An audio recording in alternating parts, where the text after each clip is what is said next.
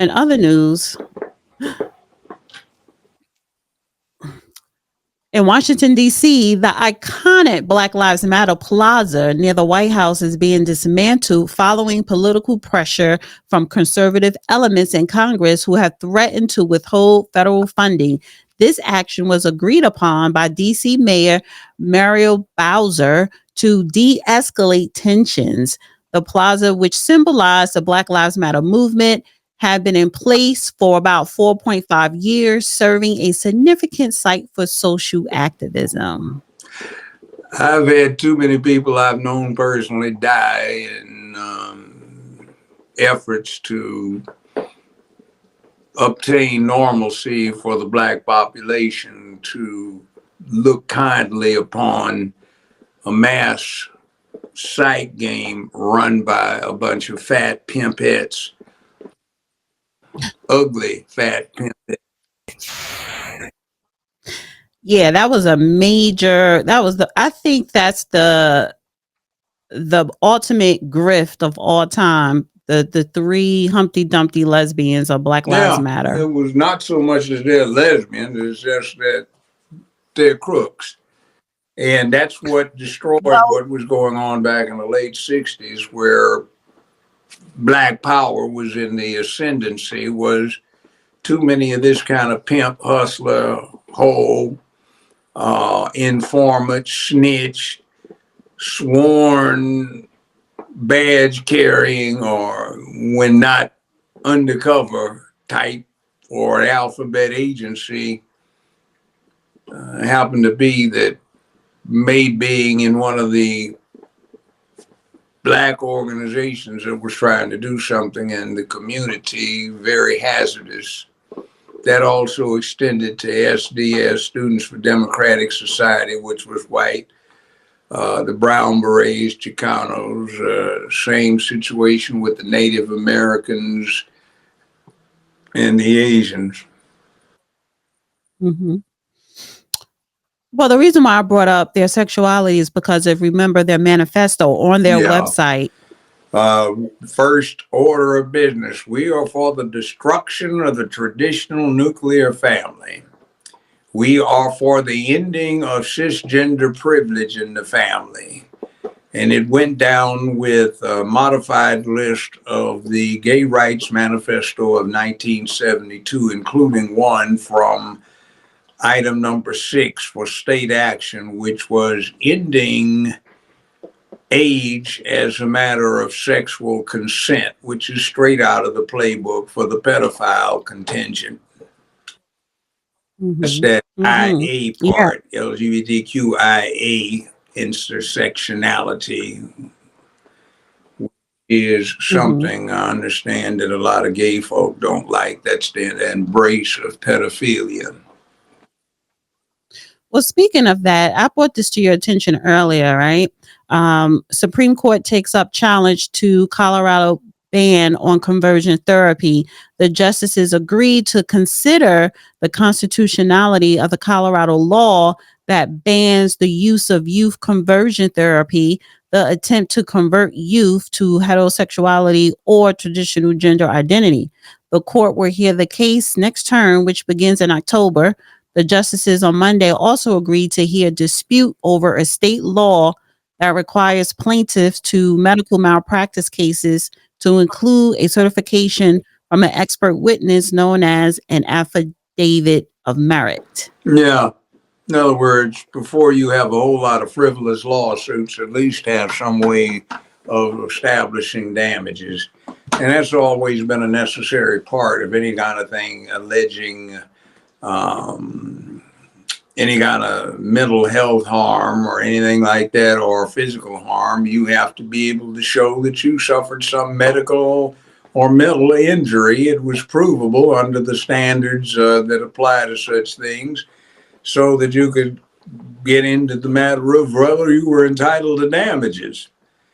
So intentional infliction of emotional distress, you just can't allege that. You have to show you actually suffered some medical or mental harm that was provable. And then there has to be a damage associated with that that would usually stem from what it costs to treat the problem.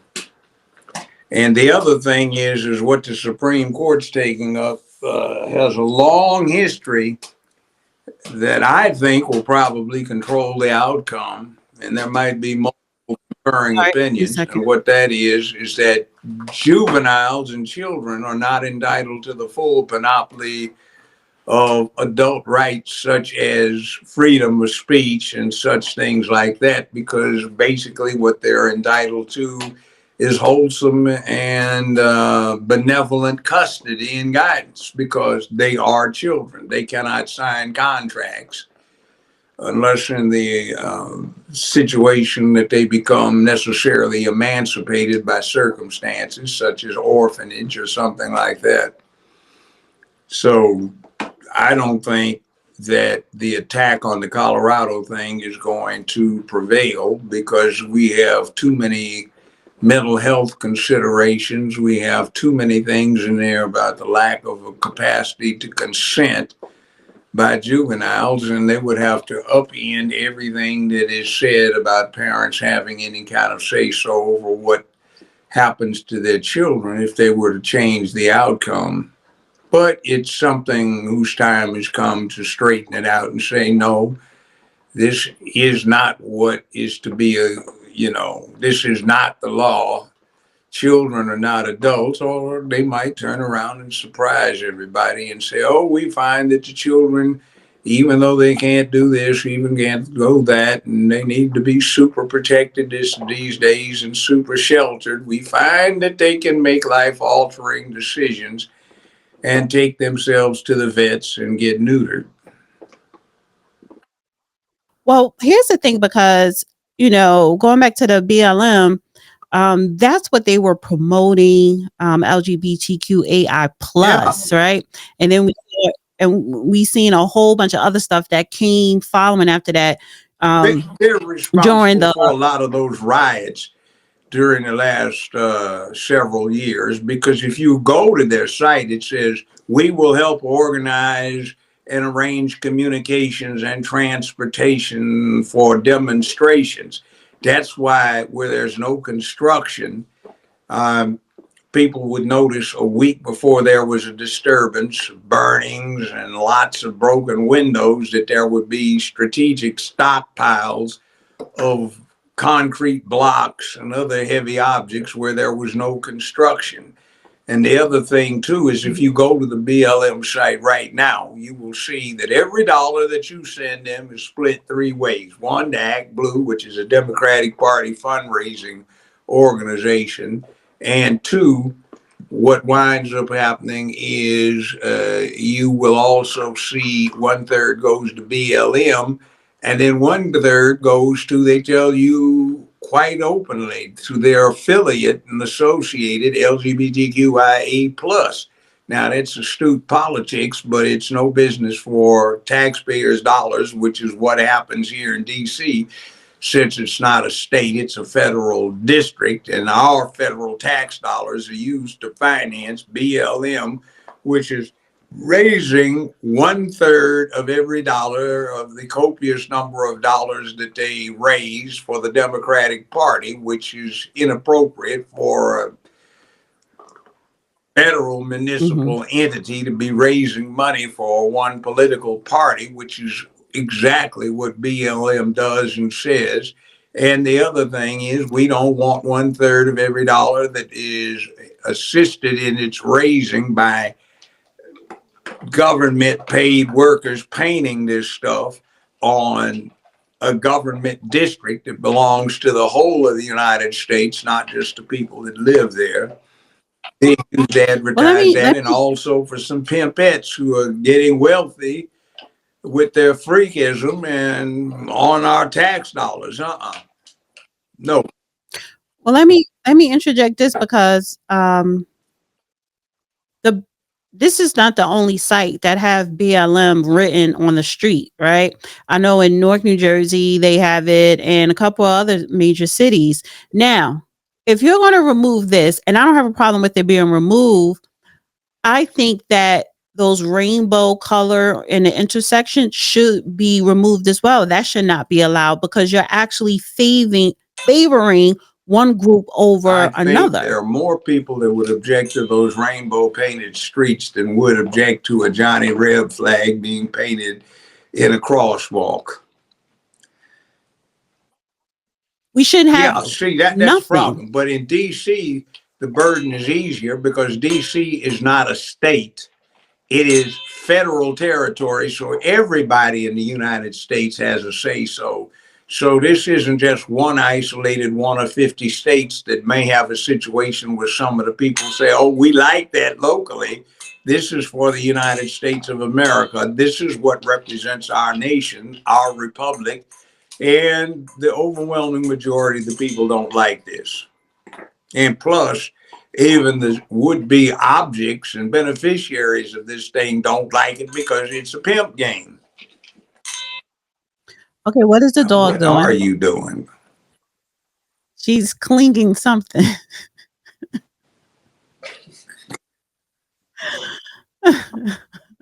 I hear her tapping something. I think she liked the sound of it. I think what it is, Miss Miss, what's it? Is it Precious or Purity? purity, also known as Purity, Miss Purity, honey. Miss Purity, honey. We can I think hear it's her you. banging up The against an bells. aluminum feed bowl. Yeah, so it's coming down, and I don't have a problem with it. And I think it should go, especially, but like you said, the District of Columbia, that's federal grounds, and also we should not favor one group over another. And listen, okay, even if you live in a community and you have an LGBT organization or the people in that community come together and petition to their local councilman to put it there and it gets approved, why aren't Black people doing the same thing to have, a flag that represents Black Americans painted in an intersection Well, where see, they live that's the at? hustle. That's supposed to stand in for that. But these are a bunch of Because this isn't it. pimps who are trying to fleece the Black community for money so they can buy mansions and properties and go around partying and hire all of their relatives. And one of them, I forget which one of them, one of their founders likes to get naked and paint herself with gold grease, stand out in front of city halls, big churches and synagogues and city halls and get photographed Yeah, I looking remember like a that. hippopotamus. I forgot about that Yeah. one. Yeah. Yeah. But it seemed like whenever it comes to Black Americans, it's always some grift Yeah. or some game. Because listen, and I'm not anti-LGBTQ community at all, but their community, it's beyond just painting a rainbow in an intersection. They actually make sure they have public policies on a local level where they live at, especially the city and neighborhood where I'm at.